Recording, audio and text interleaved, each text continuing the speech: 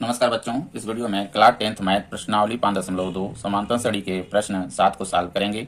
इसके पहले का वीडियो बना दिए हैं, नहीं देखें तो प्लेलिस्ट में डाल दिए हैं, वहां जाके वीडियो को देख लें।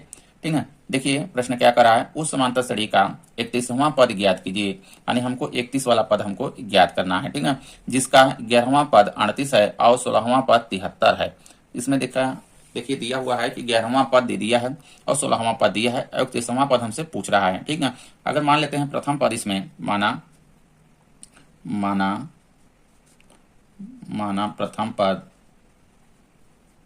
प्रथम पद बराबर ये मान लेते हैं और सार्वंतर मान लेते हैं,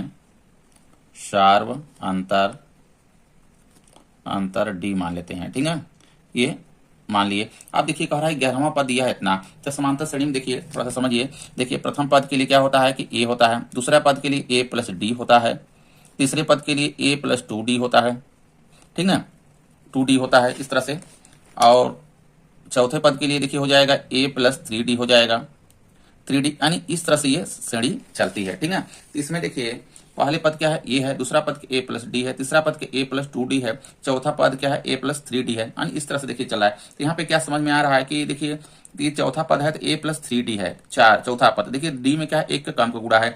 देखिए तीसरा पद है तो 2d है, यानी एक का कम का गुणा है, यानी इस प्रकार से देखिए बनाएंगे इसमें थोड़ा सा। तो इसमें देखिए तो बना लेते हैं, तो ये हो जाएगा मेरा, इसको मिटाते हैं ना। यहाँ पे देखिए 11वां पद दिया है, 11वां पद बराबर दिया 38। ठीक है, ये 38 दिया हुआ है। तो 11वां पद देखिए क्या हो जाएगा, a प्लस 11वां पद है तो एक कम हो जाएगी 11 में, तो यानी 10 से गुणा करेंगे d के साथ, यानी 10d हो जाएगा, a प्लस 10d होगा बराबर 38, यानी इसका मान दे रखा है 38, किसका, a प्लस 10d का। ठीक है, इसको समीकरण 1 बना लेते हैं। अब इसी प्रकार देखिए कह रहा 16वां पद निकाल लेते हैं। देखिए तो 16वां पद दिया है यहाँ, 16वां पद बराबर दिया है 73। ठीक है, 73 दिया है, तो 16वां पद क्या हो जाएगा मेरा, 16वां पद हो जाएगा a प्लस 16 है, एक कम का हो जाएगा गुणा इसके साथ। ठीक है, तो एक का कम का गुणा करेंगे तो d के साथ तो हो जाएगा देखिए 15d हो जाएगा बराबर 73। ठीक है, ये हो जाएगा। इसको समीकरण हम 2 बना लेते हैं। अब देखिए समीकरण 1 और 2 को जब सॉल्व करेंगे, तो यहाँ से a और d का मान निकल जाएगा, यानी प्रथम पद और सर्वांतर मालूम हो जाएगा।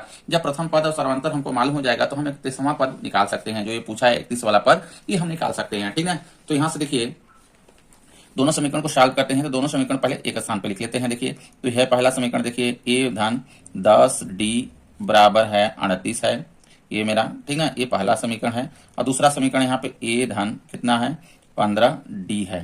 ठीक है, बराबर कितना है, 73 है। ठीक, ये दूसरा समीकरण है। तो दो चर वाले रैखिक समीकरण जिस प्रकार से सॉल्व करते हैं उसी प्रकार से सॉल्व करेंगे। इसमें देखिए a को बराबर बनाएंगे या तो d को बराबर बनाएंगे। ठीक है, इसमें देखिए a क्या है मेरा, ये बराबर बना हुआ है, तो समीकरण 1 में से हम समीकरण 2 क्या करेंगे, घटा देंगे। ठीक है, यहाँ पे लिख देते हैं घटाने पर,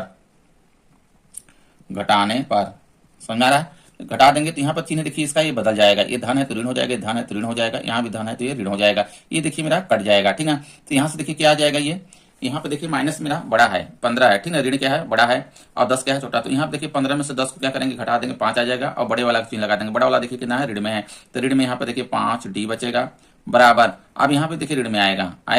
अब क्या करेंगे, देखिए 73 में से 38 को घटा देंगे, 73 में से 38 को घटा देंगे तो आ जाएगा देखिए 35 आ जाएगा। कितना आ जाएगा, 35 आ जाएगा, 35 आएगा, ऋण में आएगा। समझ में आ रहा है। तो यहाँ से देखिए दोनों पक्षों में ऋण है, तो ऋण से अगर गुणा कर देंगे तो धन बन जाएगा। नहीं कह सकते हैं कि ये क्या किया, ऋण मेरा ये कट गया।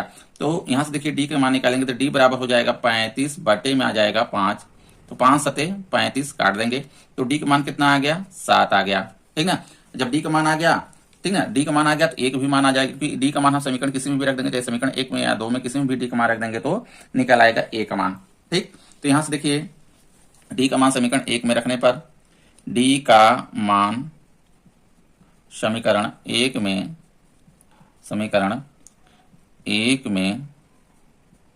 रखने पर समीकरण 1 को पहले हम उतार लेते हैं। समीकरण 1 देखिए मेरा है यहाँ पे a प्लस, ठीक है, a plus 10d equal to 38 है, तो a हो जाएगा a प्लस 10d,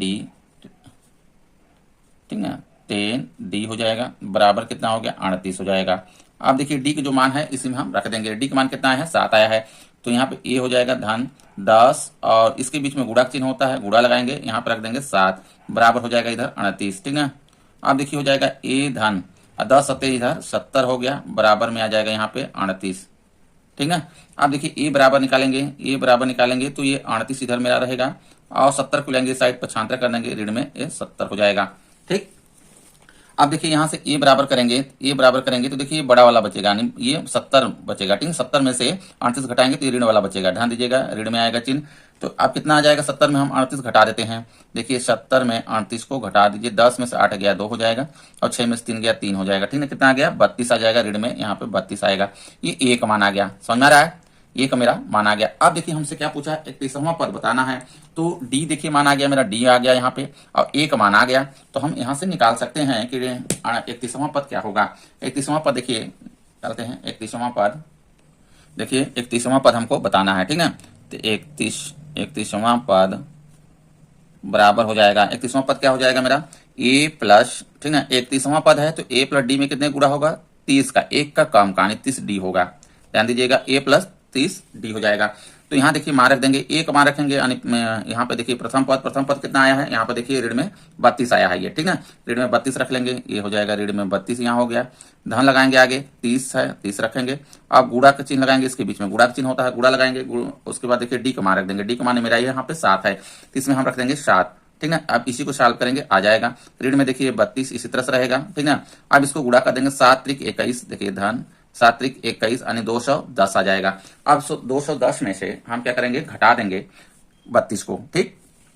तो घटा देते हैं, देखिए 210 में 32 को घटा दीजिए, 10 में से 2 गया 8 हो गया, यहाँ बच गया 0, 1 ले लिया, 10 में से 3 गया 7, ठीक है, 1 बच गया, कितना हो गया 178 आ गया, ठीक है।